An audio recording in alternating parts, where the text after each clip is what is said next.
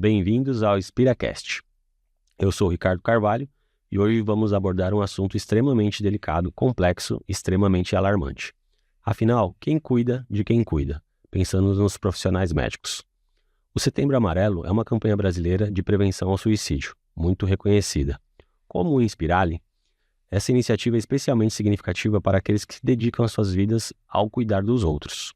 Sabemos que é um assunto crítico, de extrema relevância para a sociedade de forma geral, mas hoje estou aqui com o professor médico Alberto Starjewski Jr., psiquiatra pela Santa Casa de São Paulo, mestrando em Psicologia Clínica e da Saúde pela Universidade Europeia do Atlântico da Cantábria, na Espanha, professor da Faculdade de Medicina e de pós-graduação aqui da Inspirali, certo, professor? Isso mesmo, obrigado pelo convite. Sempre bom estar aqui com vocês.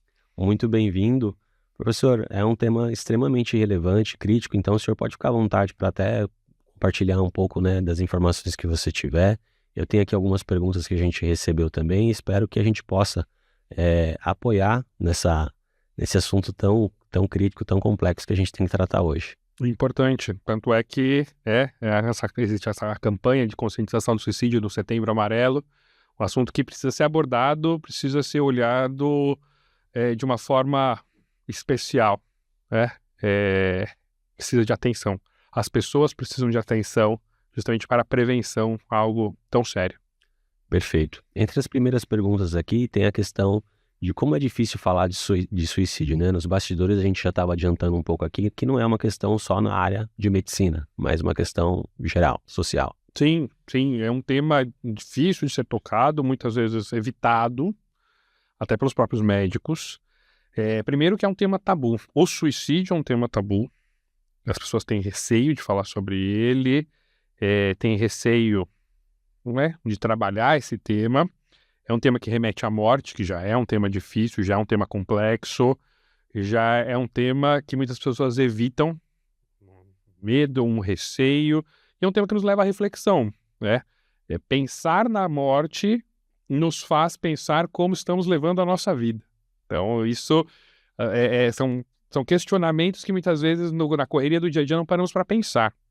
Agora, sobre o suicídio, como eu dizia, ele é evitado muitas vezes até no tema médico, e muitos médicos ou profissionais de saúde têm receio, existe uma falsa crença de que se eu perguntar para o paciente se ele tem essa intenção ou já teve, eu vou estar dando uma ideia para ele, eu vou estar estimulando, e não, isso não é dessa forma.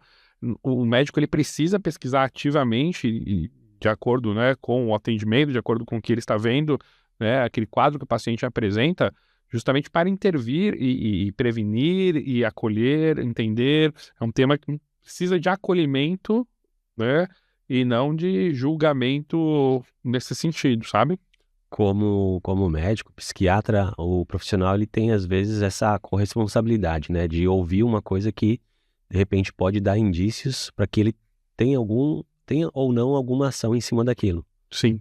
No nosso atendimento em saúde mental é sempre uma pergunta que precisa estar no nosso escopo ali. A gente sempre precisa ter esse olhar, É claro que nós não chegamos de uma forma direta para o paciente, não por uma questão de eu vou dar a ideia para ele, mas porque o paciente pode se fechar, como eu falei. É um tema tabu, é um tema difícil, é um tema que as pessoas têm vergonha, as pessoas têm um auto-julgamento, como eu estou pensando nisso, Então, nós vamos colhendo esses indícios, muitas vezes, muitas vezes não, quase sempre, a ideação suicida, ela nasce de pensamentos que começam, primeiro, pensamentos, talvez seria bom se eu não estivesse aqui, talvez eu não faria falta, talvez se eu sumisse, eu poderia aliviar essa dor, Seria bom se essa dor aliviasse, se eu não estivesse sentindo ela. Isso evolui para pensamentos de morte. Seria bom se eu morresse, eu não estou desejando, mas seria bom. Até pensamentos e concretamente a ideação, elaboração de planos que chega à concretização. Então percebe que é uma escada onde eu tenho que perceber como esse paciente está, onde ele está, e intervir de uma forma empática e acolhedora no intuito da prevenção mesmo. Perfeito. Isso a gente pensando muito na questão do paciente. Tem a questão da própria medicina em si, né? Que são a questão dos estudantes, que também existe uma trajetória que a gente sabe que não é fácil, que existe todo um processo, né, para a educação desses novos médicos, que eles também passam por diversas dificuldades, diversos desafios, residência, entre todos as complexidades da função, antes mesmo de se formar, né? Sim.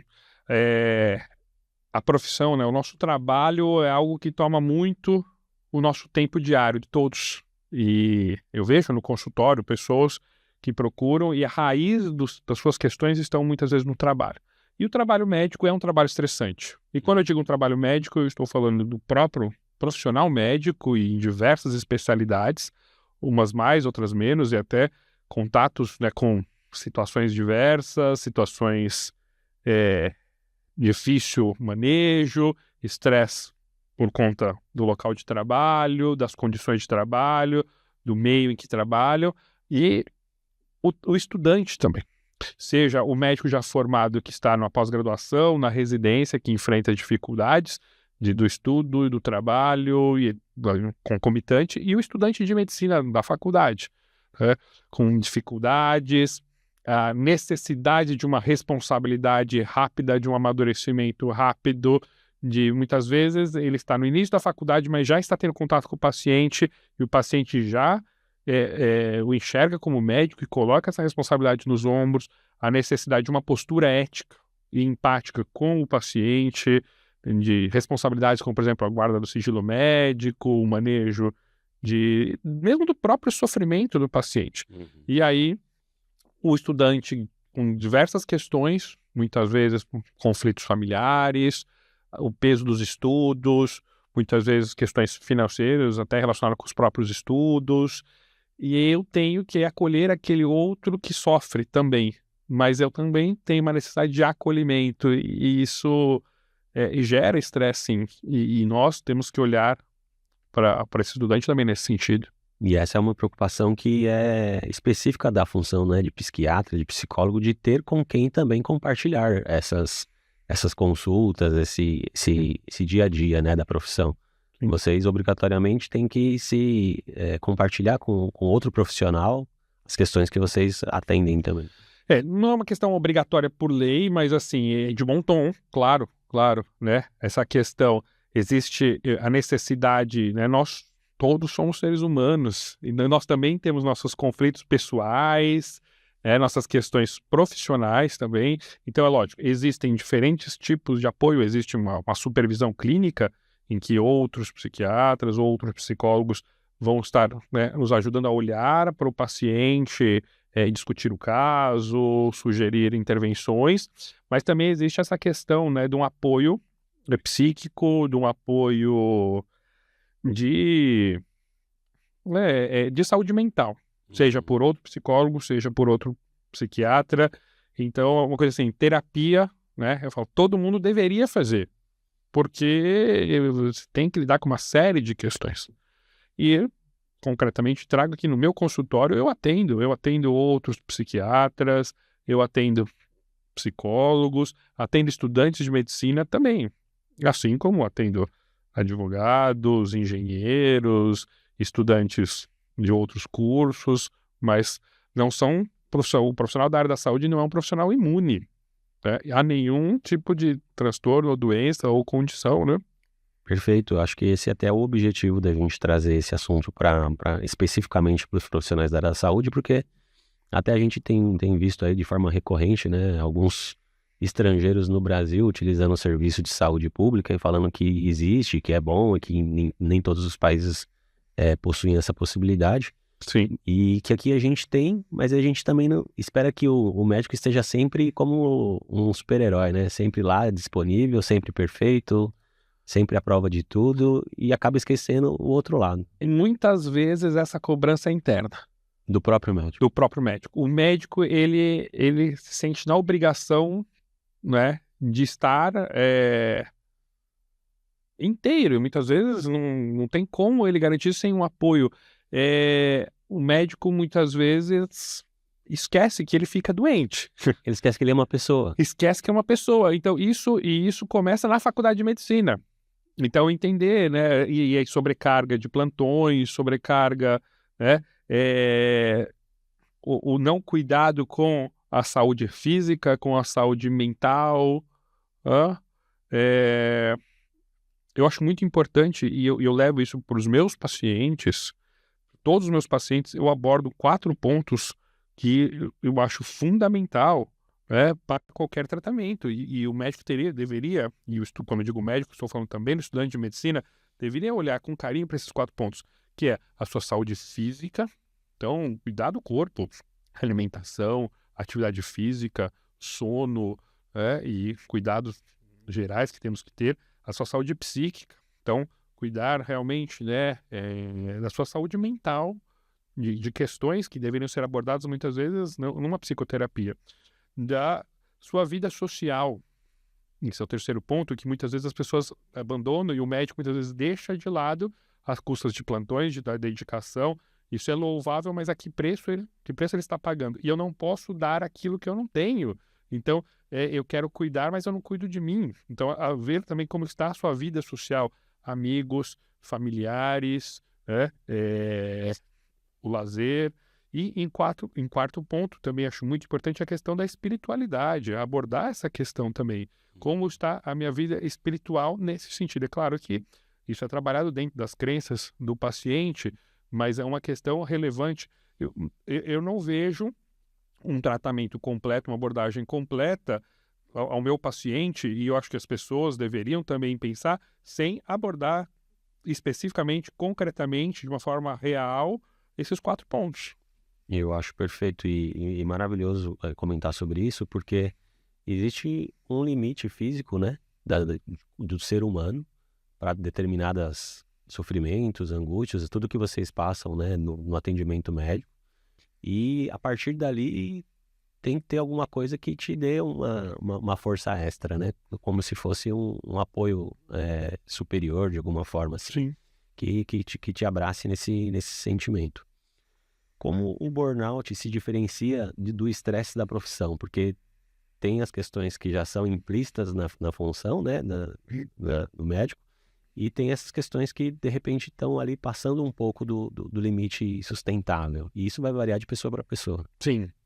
Burnout, né? O burnout, o próprio termo sugere, né? Isso é um esgotamento. Assim, passou do limite. Como você falou, qual é a diferença do estresse normal? Existe o estresse normal. Então, na vida nós temos o estresse. E o estresse nos faz crescer. O estresse é bom. Pois é, fazendo um paralelo aqui com a questão da ansiedade, né? As pessoas procuram muitas vezes o psicólogo, o psiquiatra e falam assim, eu tenho ansiedade. E aí eu respondo, que bom que você tem ansiedade. Todos temos. Todos temos e devemos ter. Porque a ansiedade é um sentimento, né? É uma condição boa no sentido que nos faz crescer, nos faz estar atento, nos faz estar preparado. Agora, o problema não é a ansiedade. O problema é quando a ansiedade gera sofrimento, quando a ansiedade foge do controle, quando a ansiedade prejudica o meu dia a dia, o meu desempenho. Aí você não tem ansiedade, você tem um transtorno de ansiedade. É o impacto da ansiedade na sua vida e não o contrário. Então, essa é a questão do transtorno, né? O que é o transtorno? O transtorno, isso está impactando na minha vida, na vida de terceiros e gerando sofrimento. Então, a ansiedade todos nós temos e devemos ter. Sem ansiedade, a humanidade não chegaria onde chegou. Então, o problema não é a ansiedade, o problema é quando ela foge do controle. Então, é uma coisa interessante, na psiquiatria nós não temos esse transtorno, esse diagnóstico de burnout. Então, o burnout pode ser vários transtornos, né? Por exemplo, um transtorno de ansiedade, um transtorno depressivo, que está relacionado com as condições de trabalho. Tá? Então, o trabalho ele gera estresse, sim, como tudo gera estresse. Tá? E que eu fiz essa ponte com a ansiedade, isso nos faz crescer, né? Isso nos faz sermos pessoas melhores, inclusive. Agora, existem condições que são inadequadas, sejam condições físicas, condições de relacionamento, condições do ambiente, por diversos motivos, e essas condições inadequadas podem levar a um estresse, um estresse acima daquilo que seria, né, razoável. Isso vai levar a um esgotamento. Esse seria o burnout. Perfeito. Tá? Eu atendi uma paciente essa semana que ela disse assim para mim, a minha psicóloga me encaminhou para que não chegar, para não passar, né, que eu estaria chegando ao ponto que eu passei do limite. E eu joguei essa pergunta para ela, mas será que você já não passou? Porque o que é passar no limite? Às vezes as pessoas pensam em passar no limite, eu cheguei gritando no meu trabalho, eu, né, fiz algo que todo mundo reconheceu, obviamente, que eu passei do meu limite, mas às vezes esse limite já foi ultrapassado antes. Então vale essa pergunta, mas será que eu já não passei o limite? As pessoas ainda não perceberam, ou eu não percebi, mas eu já passei o limite. Muitas vezes o limite foi passado ali no isolamento e no silenciamento, né? Justamente pela apatia em relação a tudo que está acontecendo. Exatamente. E quando eu manifesto que eu passei, eu já passei ele há muito tempo. Já é uma consequência. E aí, dentro desse assunto mesmo, quais os fatores podem agravar mais essas vulnerabilidades e problemas emocionais que possam levar ao suicídio? Dentro disso que a gente já comentou, né? Só complementar. Sim, em caso do suicídio existem fatores de risco e existem fatores de proteção. Geralmente, assim, o que eu for falar como fator de risco, o contrário seria fator de proteção, tá? Perfeito. Isso delimitado na literatura científica. Então, tentativas prévias de suicídio é um grande fator de risco, tá? Os 3 maiores riscos são as tentativas prévias, a questão de ter um diagnóstico psiquiátrico, e quando eu falo diagnóstico psiquiátrico, inclui aqui a depressão, inclui a ansiedade. O diagnóstico, às vezes, a gente dá um peso menor, que não deveria, né? A população às vezes dá um peso menor do que, por exemplo, uma esquizofrenia, um transtorno afetivo bipolar, mas também a ansiedade e depressão. E o terceiro seria o acesso a meios letais. Então, por isso que na profissão médica, por exemplo, um anestesista que tem acesso a substâncias controladas, opioides, por exemplo, ele tem um risco maior. Um policial que tenha porte de arma, ele tem um risco maior. Então, acesso a meios letais. Então, esses 3. Agora, existem outros fatores de risco também em literatura. Por exemplo, estado civil, o risco é maior pacientes divorciados ou pacientes viúvos, tá? Depois solteiros, o casamento é um fator protetor, por exemplo, um relacionamento estável nesse sentido, não estou falando um casamento civil, mas um relacionamento estável. Outras questões também que seriam, né, ter um sentido na vida é um fator protetor. Eu falei da espiritualidade, a religiosidade, ter uma religião, né, ter essa espiritualidade desenvolvida é um fator protetor. Tá? É uma estrutura familiar. A estrutura familiar desorganizada é um fator de risco. Uma família acolhedora, né, ou uma estrutura familiar sólida é um fator protetor. Então, existem fatores de risco nesse sentido que deveriam ser abordados, né? Então, o estresse do dia a dia, instabilidades financeiras, uma perda familiar recente, todos esses são fatores de risco, tá? Então, existem fatores de risco, fatores protetores que a gente tem que dar uma olhada nisso. Que são identificáveis ali nessa troca com outro ser humano. Sim, inclusive em relação a questão do masculino, feminino, uma coisa interessante, as tentativas de suicídio são maiores no sexo feminino, mas a concretização, né, o fato do suicídio ocorrer, são maiores no sexo masculino. Eu tinha visto algumas pesquisas nessa linha de gênero também e fiquei bastante impressionado. Sim. Tá? Bem diferente. E você, professor, doutor, né, já presenciou situações de colegas que você, não às vezes como médico direto, mas que fazia sentido ter algum tipo de intervenção ou de tentar dar apoio, alguma situação no dia a dia ali com alunos, colegas? Como a gente lida com a saúde mental, a gente tem sempre estar atento a isso, né? Uhum. Tanto pacientes, é um tema que eu trabalho bastante em consultório, mas no dia a dia, colegas, amigos, sempre é importante e muitas vezes, é como eu falei, estar atento ao início, estar atento aos sinais, não deixar chegar num último caso onde já estamos ali já numa ideação, um plano concreto que o risco é muito maior de ocorrer, sabe? É uma vigília contínua, né? Sim. Você não desliga médico em casa, pessoal, trabalho. Sim, aqui na faculdade, por exemplo, nós temos, né, o projeto Angatu, que cuida, né, também dos nossos alunos de medicina, temos, né, os guardiões da saúde, que Então, é um acolhimento por pares em relação à saúde mental. Então, eu sou um professor de referência aqui em relação a esse projeto. Algo que a gente tem sempre estar atento a isso também, essa condição. Esse é um diferencial bastante importante por parte da instituição, né, Sim. com, né, a liderança de vocês, professores, mas que os alunos e, de forma geral, as pessoas que têm contato com a gente têm esse suporte. E aí cabe a eles terem a oportunidade de buscar, né, porque ele está disponível. Concretamente, o projeto Angatu aqui na universidade, nós temos os Guardiões da Saúde, que é o acolhimento por pares, nós temos uma psicóloga responsável, né, por esse acolhimento, e temos os grupos também, né, de atividades em grupos, atividades que promovem a socialização, a integração e o acolhimento também. Então os nossos alunos têm essa opção fácil. Tem esse suporte, sim. Perfeito. E existe algum tipo de conflito no sentido de tentar orientar um colega ou um estudante e ele se sentir um pouco... Ele não se sentia à vontade? Obviamente, porque o tema é muito complexo, mas no sentido de tentar ajudar, mas sem invadir, como que você poderia abordar uma pessoa de uma forma não invasiva?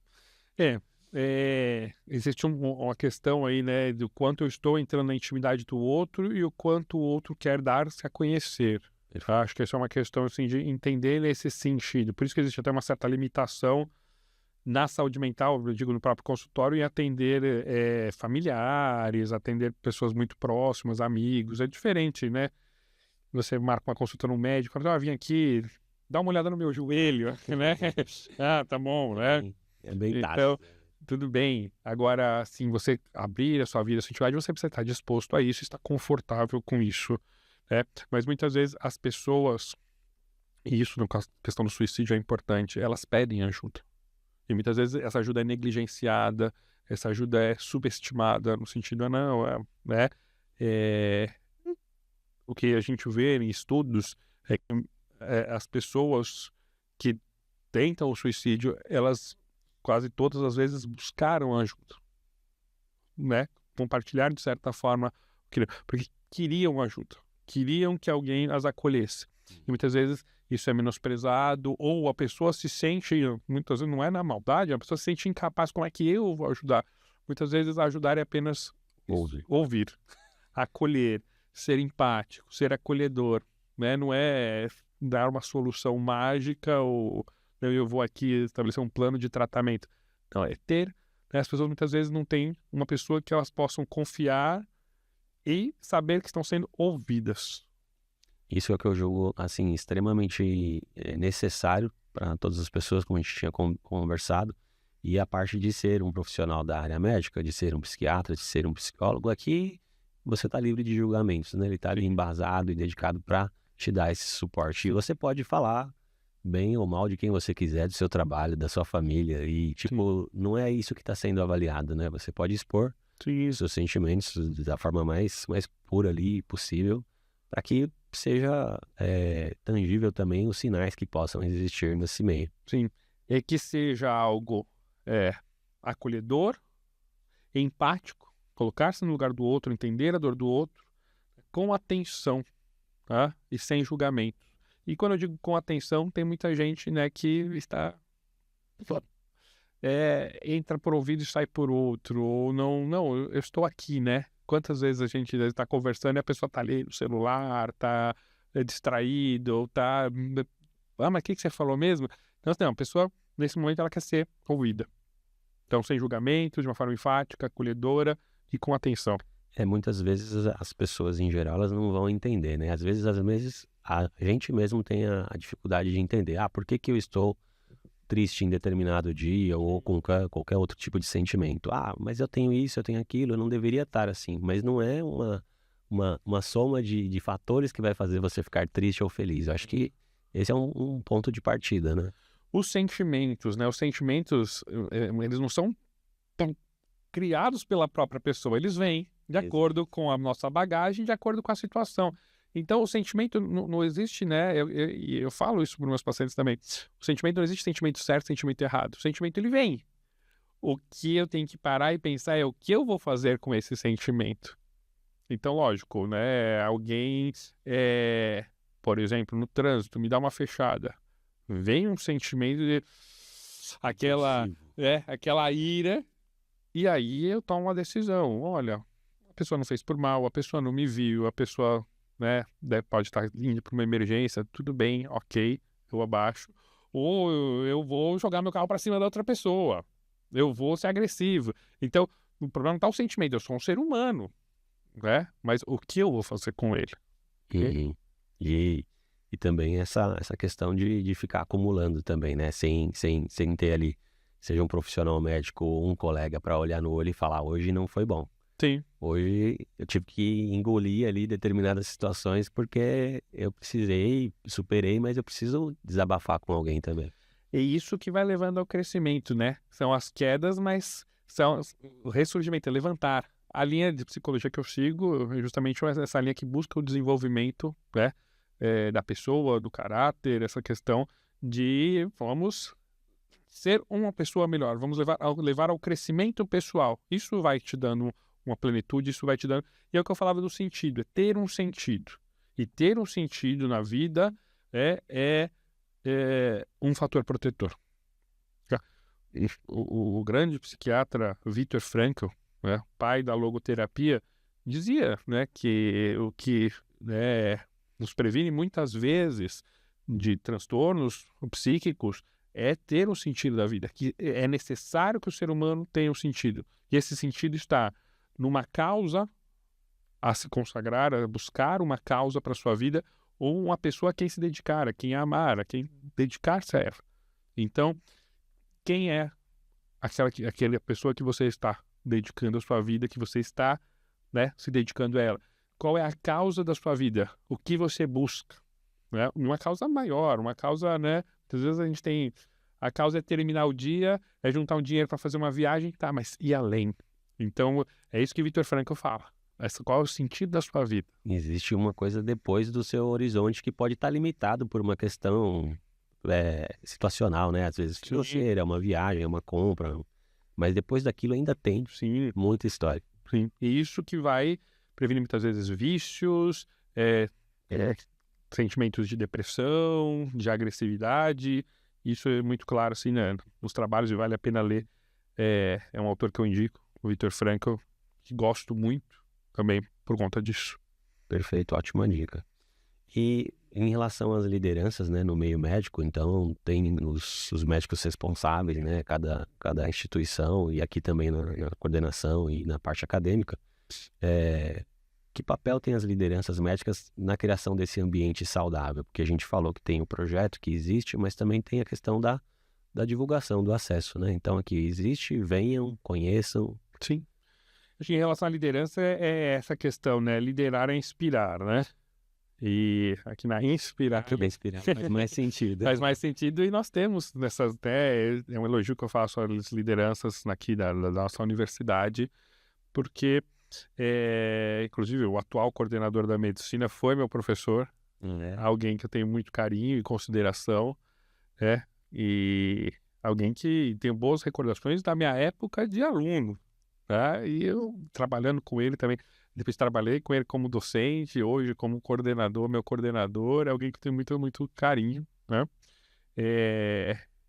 E eu percebo isso, que é nesse sentido de inspirar a ser profissionais melhores, é buscar um ambiente, né, que leva ao crescimento, buscar um ambiente que está preocupado com o crescimento da pessoa, com o crescimento acadêmico, e uma coisa que citei ele porque uma coisa que eu já ouvi ele falando muitas vezes, né, estar sempre com as portas abertas, ter esse canal de comunicação. E como eu falava, muitas vezes a gente precisa ser acolhedor, e para ser acolhedor eu preciso estar disponível.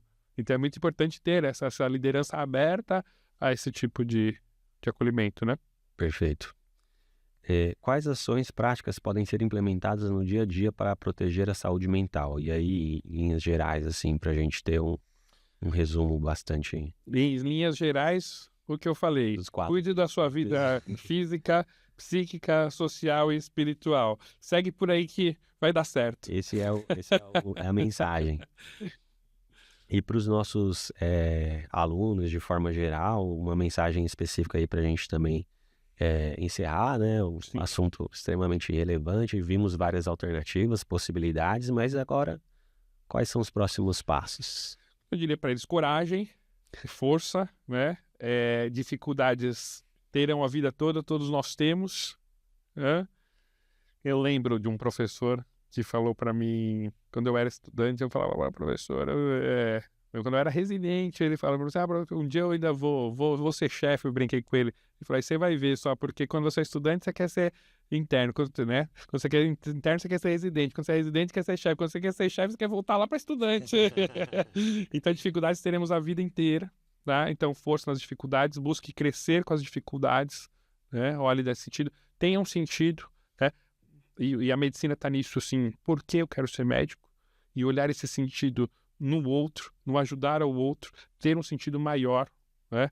mais profundo, e reconhecer que precisamos de ajuda. E no primeiro sinal, seja de uma ansiedade, uma depressão, qualquer outra questão, buscar ajuda.